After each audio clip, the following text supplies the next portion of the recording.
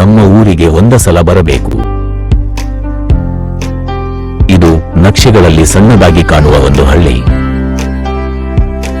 ಈ ಹಳ್ಳಿಯ ಹೆಸರೇ ಶೇಷಗಿರಿ. ಎಂತ ಚಂದದ ಊರು, ಎಂತ ಚಂದದ ಜನಗಳು. ತುಂಬಾ ಹಸಿರು ಗುಡ್ಡ, ಒಳ್ಳೆ ತಂಪಾದ ಗಾಳಿ, ಮನಸ್ಸಿಗೆ ನೆಮ್ಮದಿ ತರಿಸುವ ಸ್ಥಳ. ಇದು ನಮ್ಮ ಊರಿನ ರಂಗಮಂದಿರ. ಇಲ್ಲಿ ನಾಟಕ ಮಾಡಲು ಬೇರೆ ಬೇರೆ ಜಿಲ್ಲೆಗಳಿಂದ ಕಲಾವಿದರು ಬರುತ್ತಾರೆ. ಈ ರಂಗಮಂದಿರದಿಂದಲೇ ನಮ್ಮ ಊರು ಎಲ್ಲೆಡೆ ಪ್ರಸಿದ್ಧಿಯಾಗಿದೆ.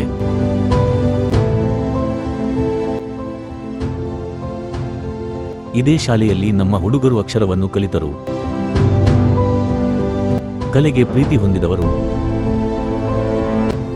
ಬೇರೆ ಬೇರೆ ಊರಿಂದ ಕೂಡ ನಮ್ಮ ಊರಿಗೆ ಶಾಲೆಯನ್ನ ಕಲಿಯಲು ಇಲ್ಲಿ ಬರುತ್ತಿದ್ದರು.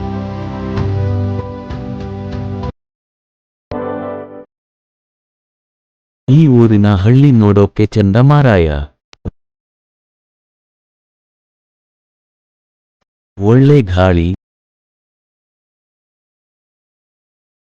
ಬೆಳಕು, ವಾತಾವರಣ.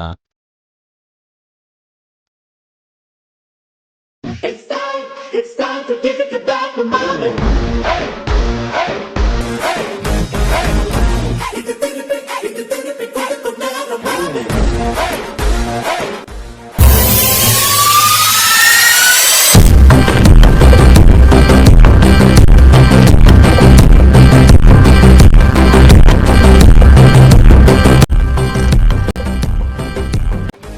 ಇವರು ಈ ಗುಂಪಿಗೆ ದಿಕ್ಕು ಕೊಡುವ ಒಬ್ಬನೇ ವ್ಯಕ್ತಿ. ನಂಬಿಕೆ ಹುಟ್ಟಿದ ದಿನದಿಂದಲೇ ನಾಯಕನಾಗಿ ನಿಂತವರು. ಈ ಕಥೆ ಕಲ್ಪನೆಯಲ್ಲ, ಅನುಭವ. ಅದಕ್ಕೆ ಈ ಕಥೆಯನ್ನು ಹೇಳಲು ಇಂದು ನಿಮ್ಮ ಮುಂದೆ ನಿಂತಿದ್ದಾರೆ. ಈ ಕಥೆಯಲ್ಲಿ ಇವರ ಹುಡುಗರನ್ನು ಬೆಳೆಸಬೇಕೆಂದು ಇವರ ನಿರ್ಧಾರ ಮತ್ತು ಇವರ ಗುರಿ. ಇವನೇ ಕಾಮಿಡಿ ಮಾಡುವ ಹುಡುಗಿಯರ ಮುಖದಲ್ಲಿ ಸಂತೋಷ ಪಡಿಸುವವನು. ಆದರೆ ಒಂದು ದಿನ ಶಾಲೆ ಮುಗಿಯಲೇಬೇಕಾಯಿತು.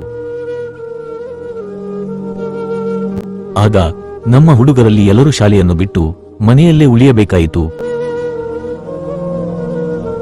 ನಮ್ಮ ಹುಡುಗರು ಮನೆಯಲ್ಲಿದ್ದಾಗ ಎಲ್ಲರೂ ಅವರಿಗೆ ಬೈಯುತ್ತಿದ್ದರು ಮತ್ತು ಓಣಿಯಲ್ಲಿ ಎಲ್ಲರೂ ಅವರಿಗೆ ಅವಮಾನ ಆಗುತ್ತಿತ್ತು. ಆವಾಗ ನಮ್ಮ ಹುಡುಗರು ಒಂದು ತೀರ್ಮಾನಕ್ಕೆ ಬಂದರು, ನಾವೇನಾದ್ರೂ ಮಾಡೋಣ, ನಮ್ಮ ತಂದೆ ತಾಯಿಯನ್ನ ಚೆನ್ನಾಗಿ ನೋಡಿಕೊಳ್ಳೋಣ. ಅವರು ಕೊನೆಗೂ ಅವರು ಹಾಕಿದ ಗುರಿಯನ್ನು ಸಾಧಿಸೇ ಬಿಟ್ಟರು.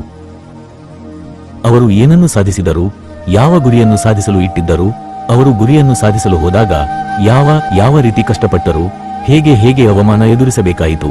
ಆದರೂ ಹಿಂಜರಿಯದೆ ಮುನ್ನಡೆದರು. ಗುರಿ ಕಠಿಣವಾಗಿದ್ರು, ಅವರು ನಿಂತರು, ಹೋರಾಡಿದರು, ಸಾಧಿಸಿದರು. ಈ ಕಥೆ ಅವರ ಹೋರಾಟ, ಸಾಧನೆ ಮತ್ತು ಬದಲಾವಣೆ ಬಗ್ಗೆ ಮೂವಿ ಶೀಘ್ರದಲ್ಲೇ ಆದುವೆ ಈ ಕಥೆ ಪ್ರಾರಂಭವಾಗುತ್ತದೆ.